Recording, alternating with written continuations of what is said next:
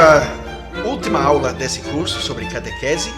Nós vamos falar nessa última aula sobre como nós podemos e devemos usar o Catecismo de Heidelberg em pastoreio, em treinamento e o evangelismo. E como nós podemos usar, como é uma ferramenta importante em todas essas coisas, esses aspectos da vida cristã, do ministério cristão. Em primeiro lugar, o foco nesse curso foi principalmente direcionado para a instrução catequética das crianças e das jovens da igreja. Nós enfatizamos ao longo do curso como o entendimento doutrinário é vital para a vida cristã e que os filhos da aliança precisam aprender desde cedo na sua vida as verdades do evangelho em continuidade com a prática do povo de Deus ao longo da história. Nós estamos seguindo nos passos dos nossos antepassados na fé. A catequese é importante para os jovens da igreja enquanto se preparam para sair ao mundo, preparando para a vida real. Jovens que foram completamente treinados no Catecismo de Heidelberg entram, por exemplo, nós podemos pensar nisso, quando eles entram à universidade, entram já conhecendo os princípios fundamentais da vida das Escrituras, porque o catecismo é baseado neles. Também entram já conhecendo os fundamentos subjacentes da cosmovisão cristã, porque o catecismo se baseia nesses fundamentos. Nós podemos pensar, por exemplo, no Dia do Senhor 12. E entram na universidade agarrando o princípio espiritual, que eu enfatizei na última aula, que toda a vida é religião. A vida é uma unidade, em contraposição ao dualismo moderno, que diz que você pode ter uma religião, você faz as coisas religiosas um dia por semana, mas o resto da vida é algo secular, é algo não ligado com esse aspecto religioso da sua vida. Mas o jovem treinado no Catecismo de Heidelberg vai entender isso, porque o Catecismo de Heidelberg dá aos jovens uma confissão maravilhosa e saudável da cosmovisão reformada. Em segundo lugar, um conhecimento profundo do Catecismo de Heidelberg fornece aos alunos uma base para a apologética.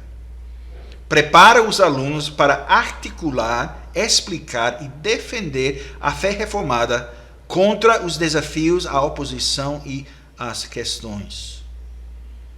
O cristianismo bíblico está sempre na defensiva contra os desafios incrédulos do pós-modernismo em nossa época. E a fé reformada é sempre desafiada agressivamente pelo dispensacionalismo arminiano, anticalvinista e também pelo neopentecostalismo. Nós temos todos esses desafios ao nosso redor. Os cristãos que são os mais eficazes apologistas da fé reformada são aqueles que foram completamente moldados, formados pelo Catecismo de Heidelberg. Eles receberam as ferramentas de que precisam para efetivamente explicar a fé bíblica aos incrédulos e aos cristãos também, aos cristãos não reformados, de uma maneira clara, concisa e unificada. Por que é isso? O catecismo, em primeiro lugar, o catecismo é uma simples reprodução dos fundamentos bíblicos. As explicações do catecismo sobre o credo apostólico, sobre os 10 mandamentos, sobre a oração, explicam o conteúdo da fé salvadora, a forma da vida da aliança e o foco da piedade bíblica.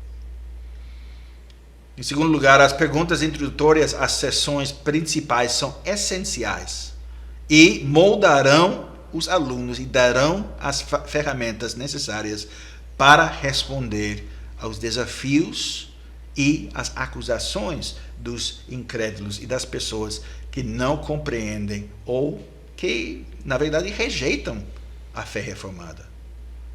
Eu vou dar 3 exemplos. Os dias do Senhor 1 a 6.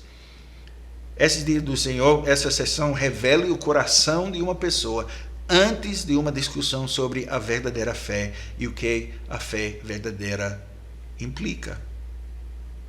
Os dias do Senhor 32 e 33 articulam a relação entre a fé e as obras e também a natureza da verdadeira conversão, que são pré-requisitos essenciais para qualquer instrução sobre a lei de Deus e sobre a obediência à lei, que ajuda a pessoa a evitar o legalismo e o foco na lei ou na religião como uma obediência sem o Evangelho.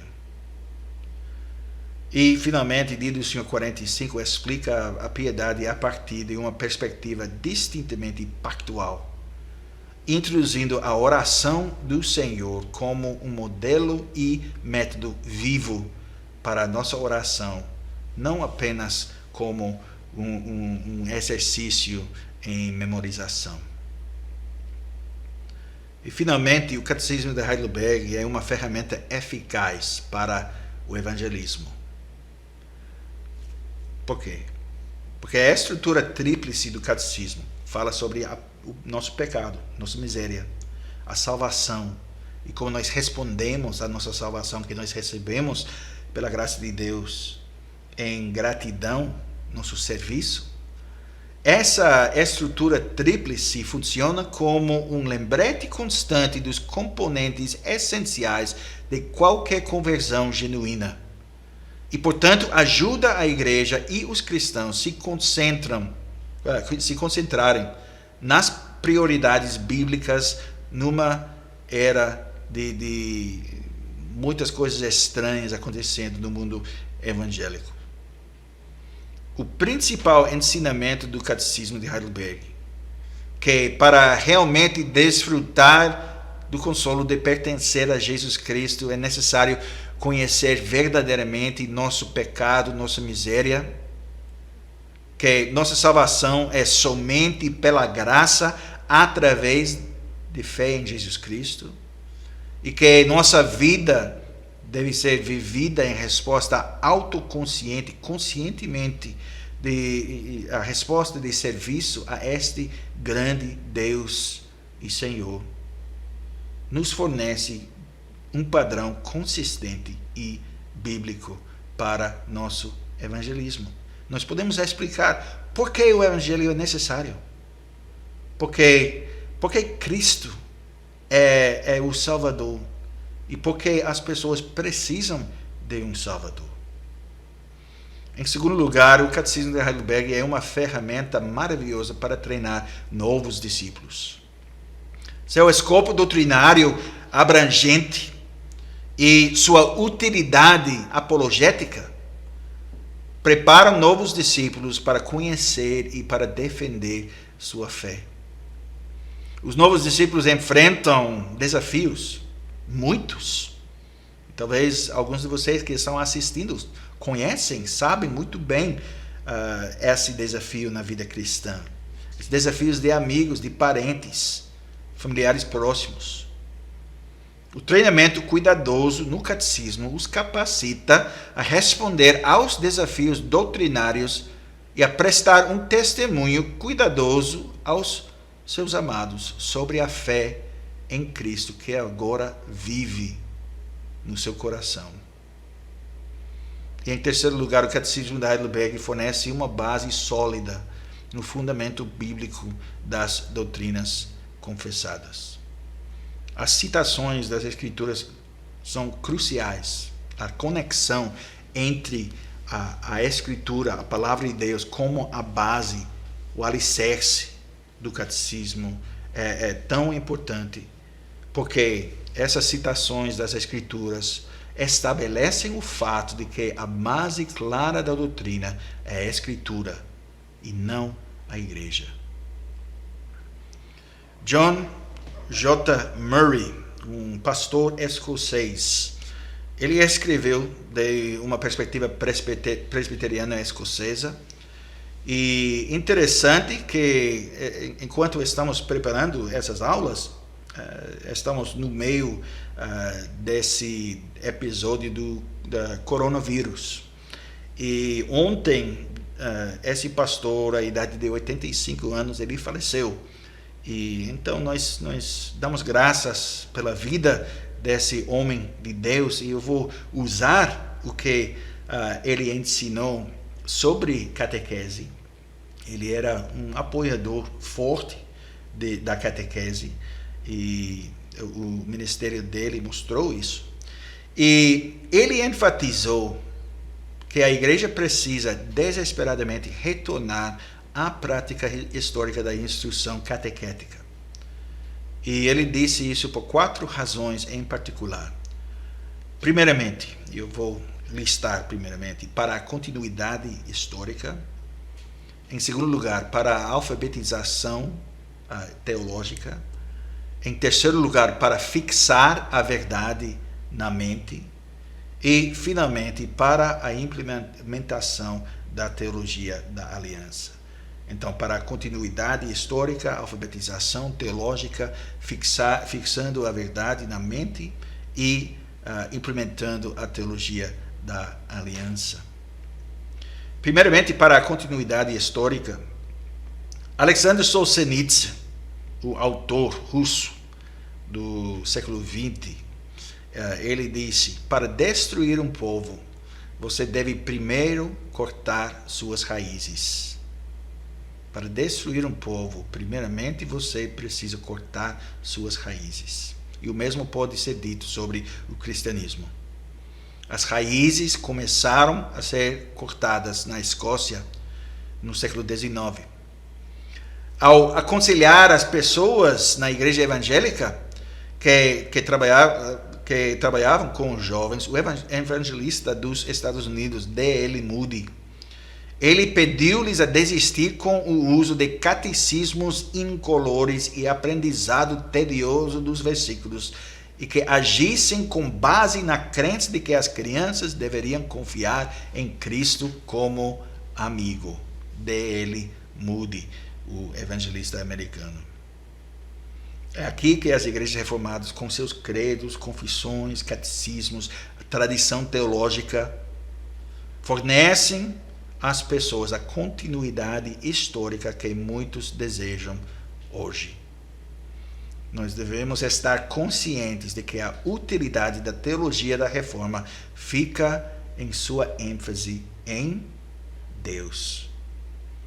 As teologias, os catecismos, as liturgias que foram produzidas na época da reforma indicam que havia uma piedade que se preocupava, sobretudo, com Deus. A ênfase dos reformadores sempre foi muito mais na identidade e na ação de Deus do que na experiência humana. Os dois estão ligados, mas a ênfase sempre cai na metade divina da equação. Então, nós precisamos enfatizar isso também em continuidade com nossos antepassados na fé, como nós dizemos também na última aula. Em segundo lugar, para a alfabetização teológica. O Dr. Robert Heymans, ele disse: um analfabetismo teológico que leva à ascensão da heresia completa permeia a igreja. Analfabetismo teológico. E uma das características do evangelicismo moderno é a falta de discernimento nos cristãos professos. Os crentes precisam estar bem fundamentados para resistir a erros. Carl Trueman, ele escreveu um livro, o Imperativo Confessional, ao falar da necessidade de se certificar de que a pregação doutrinal do Evangelho passa do púlpito para os bancos da igreja, para a membresia, os membros. Ele diz isso: A história da igreja mostra uma multidão de exemplos de igrejas que desfrutaram de pregações poderosas e fiéis por muitos anos e que, no entanto, se desmoronaram em apatia doutrinal e até mesmo em heresia pela morte do seu pastor. Embora várias razões possam ser dadas para isso, um fator subjacente tem que ser a falha da mensagem passar efetivamente do púlpito para o banco, ele disse, ou para os membros da igreja. Nós já citamos nesse curso as palavras de Richard Baxter, o pastor puritano, que falou sobre a necessidade de ensino pessoal e não somente a pregação semanal. Em terceiro lugar, para fixar a verdade na mente, J. Gresham Machen, dos Estados Unidos, ele lutou contra o modernismo, contra o liberalismo na igreja. Ele escreveu isso. A verdade é que não pode haver progresso real a menos que haja algo fixo. Arquimedes disse isso. Dá-me um lugar para ficar e eu moverei o mundo. Então, a doutrina cristã nos dá esse lugar para ficar, de que nós podemos mover o mundo. A menos que haja tal lugar para ficar, todo progresso é uma ilusão. Machen disse. A própria ideia de progresso implica algo fixo. Não há progresso em um caleidoscópio, ele disse, que é uma figura interessante. Nós precisamos esse lugar firme para ficar. E, finalmente, para a implementação da teologia da aliança. E nos últimos anos, Murray escreveu, tem havido uma tendência nas igrejas reformadas presbiterianas na Escócia de subestimar o significado do batismo infantil e exaltar a Santa Ceia a um plano superior. No decorrer de um sermão pregado em Aberdeen, uma cidade na Escócia, dia 26 de maio de 1968, intitulado Criando Filhos na Fé e Não no Medo, o pastor William Steele disse isso. A razão pela qual a doutrina do batismo infantil é muito difamada entre os evangélicos é que não é acreditada, não foi colocada em prática. Samuel Miller, ele afirmou que as crianças são a esperança da igreja. E ele disse, a igreja primitiva se considerava a mãe comum de todas as crianças batizadas e exercer um cuidado correspondente sobre elas, para que pudessem ser treinadas como uma geração para servir ao Senhor. Em muitos casos, uma consideração supersticiosa foi dada ao mero rito do batismo, enquanto a negligência mais deplorável dos deveres decorrentes e ligados a esse rito foram manifestadas, não apenas por parte dos pais, mas dos oficiais da igreja. Murray disse, para concluir, esforcemo-nos para sermos consistentes em nossas crenças sobre a aliança. Nossos filhos pertencem a Deus.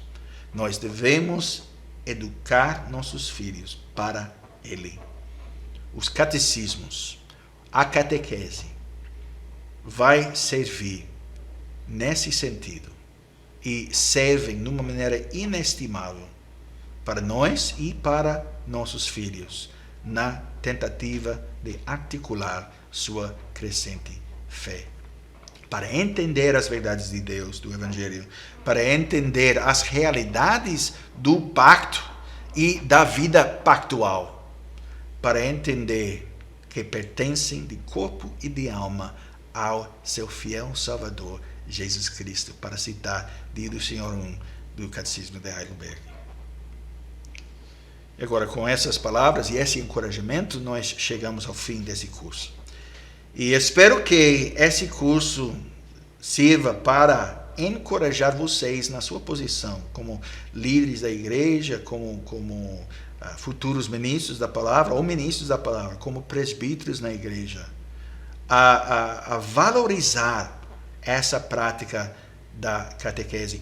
Entender a história, entender a prática e algumas instruções que nós damos sobre a prática, como nós podemos fazer a catequese efetivamente com nossos filhos, com as crianças da nossa igreja. E eu espero que essa prática da catequese será uma parte da vida da igreja no futuro, agora, como foi no passado. Muito obrigado por sua participação nesse curso, pelos comentários. Se tem perguntas, podem deixar as perguntas, escrever as perguntas nos comentários sobre os vídeos. E estou ansioso a ouvir de vocês o que vocês pensam sobre esse assunto e as respostas. E estou ansioso também a apresentar mais um curso do Instituto João Calvino. É uma bênção ter essa oportunidade, é uma bênção ter a tecnologia para fazer isso e para gravar essas coisas, para que muitas pessoas possam ser abençoadas por essas lições que são tão importantes. Que Deus vos abençoe. Até o próximo curso.